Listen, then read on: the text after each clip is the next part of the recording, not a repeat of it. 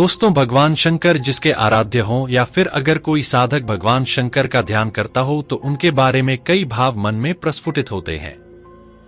जैसे कि भगवान शंकर त्रिशूल लिए साधना पर बैठे हैं, उनका तीसरा नेत्र यानी भ्रिकुटी बंद है, उनकी जटाओं से गंगा प्रवाहित हो रही है, उनका शरीर समुद्र मंथन के समय विषपान करने की वजह से नीला दिख रहा है। भगवान शंकर की जटाओं और शरीर के इर्द गिर्द कई सांप लिपटे हुए हैं। शिव के मस्तक पर एक ओर चंद्र है तो दूसरी ओर महाविषधर सर्प भी उनके गले का हार है।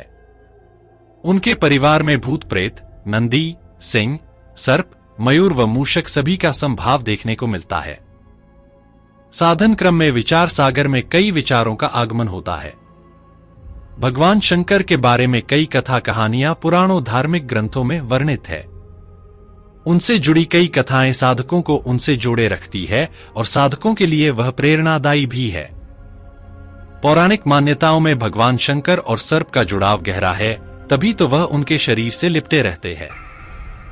यह बात सिर्फ मान्यताओं तक ही सीमित नहीं है, बल्कि यह इस कलयुग में भी हकीकत में परिलक्षित होती दिखती है।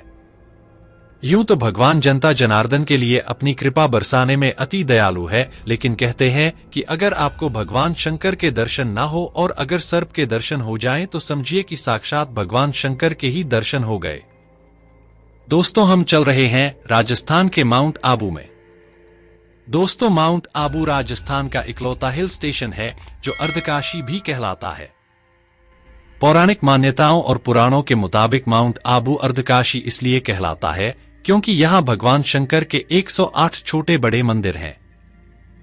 दुनिया की इकलौती जगह जहां भगवान शंकर नहीं, उनकी शिवलिंग भी नहीं, बल्कि उनके अंगूठे की पूजा होती है। माउंट आबू में ही अचलगढ़ दुनिया की इकलौती ऐसी जगह है जहां भगवान शिव के अंगूठे की पूजा होती है। भगवान शिव के सभी मंदिरों में तो उनके शिवलिंग की पूजा होती है, लेकिन यहां भगवान शिव के अंगूठे की पूजा होती है। यहीं पर एक मंदिर है पांडव गुफा के करीब, जहां के बारे में कहा जाता है कि पांडवों ने अज्ञातवास के दौरान कुछ समय यहां बिताया था। इसी शिव मंदिर में एक सोमवार को भगवान शंकर को जल और दूध से नहलाने पहुंचे श्रद्धालुओं को लगा जैसे भोले एक विशालकाय नाग के रूप में प्रकट हो गए। मंदिर भोले की जयकारों से गूंज रहा था। शिवलिंग पर जल, बिल्व पत्र, भांग, धतूरा, फूल आदि चढ़ाए जाने का क्रम जारी था। तभी एक विशालकाय सर्प न जाने कहां से आकर शिवलिंग से लिपट गया। इस नाग का आकार लगभग 6 फीट का था।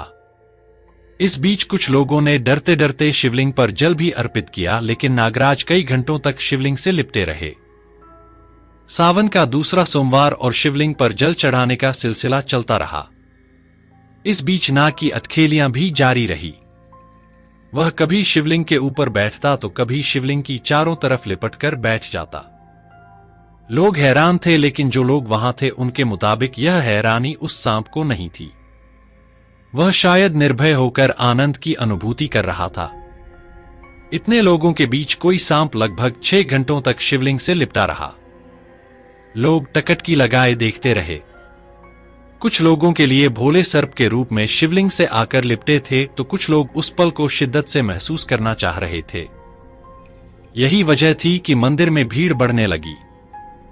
इलाके में खबर फैलने लगी। अचानक सर्प गायब हो गया।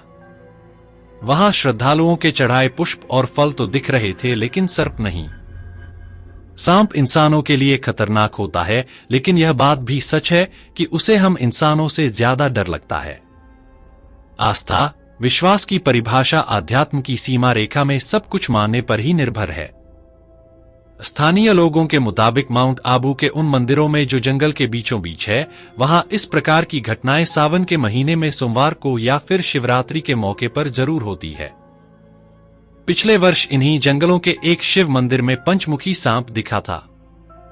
ये घटनाएं ये सिद्ध करती है कि शिव और सर्प का गहरा नाता है। यह रिश्ता इंसानी समझ से परे है। क्या माने क्या ना माने, यह हमारे विवेक पर निर्भर करता है। कुछ लोगों के लिए यह भोले का रूप हो सकता है, तो कुछ के लिए कोरा अंधविश्वास। लेकिन यह बात सोचने पर जरूर विवश करती है कि हजारों की भीड़ में एक सांप 6 घंटे तक शिवलिंग से कैसे लिपटा रहा, वह भी भोले के जयकारों और मंदिर में बजती घंटियों के बीच।